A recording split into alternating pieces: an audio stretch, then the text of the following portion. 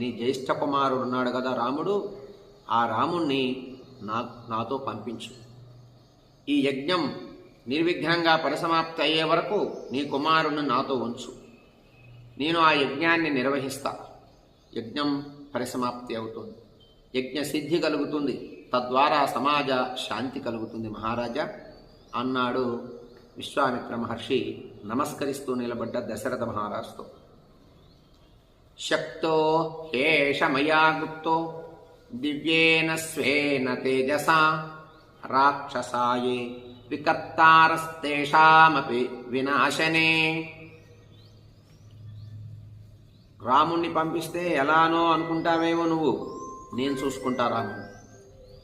నా చేత రక్షింపబడతాడు రాముడు, నాది బాధ్యత రాముడి విషయం అన్నాడు విశ్వామిత్ర మహర్షి. ఆ దివ్యమైనటువంటి తేజస్సు కలిగినటువంటి రాముని నాతో పంపించవయ్యా నువ్వు. తనకి దివ్యమైనటువంటిది సహజమైనటువంటి తేజస్సు చేత యజ్ఞానికి విఘ్నాన్ని కలిగించేటటువంటి రాక్షసులున్నారే, వాళ్ళని సంహరించగలిగినటువంటి సమర్థుడు రాముడు.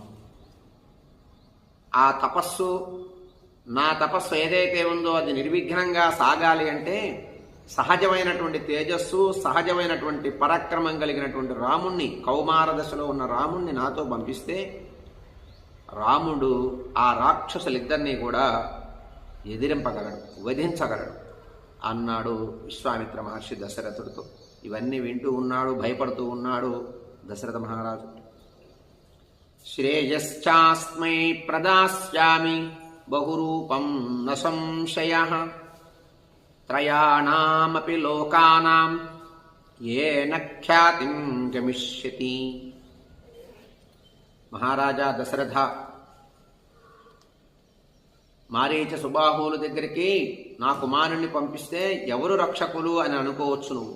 నేనయ్యా రక్షకుణ్ణి నీ కుమారుడికి, నేను రక్షిస్తా నీ కుమారుణ్ణి. అంతేకాదు అనేక విధాలైనటువంటి శ్రేయస్సును కూడా నీ కుమారుడికి ఇవ్వగలడు. అంతేకాకుండా నాతో వచ్చినందువల్ల 3 లోకాల కీర్తి కూడా పొందగలడయ్యా నీ రాముడు. సందేహం లేదు, ఇంతలో ఖ్యాతిని గడిస్తాడు, శ్రేయస్సు గడిస్తాడు, ఆశీస్సులు పొందుతాడు అన్నాడు విశ్వామిత్ర మహర్షి దశరథుడితో. రాముని నాతో పంపు అని అన్నాడు. నచతౌ రామమాసాద్య శక్తో స్థాతుం కథంచన నచతౌ రాఘవాదన్యో హంతుముత్సహతే పుమాన్.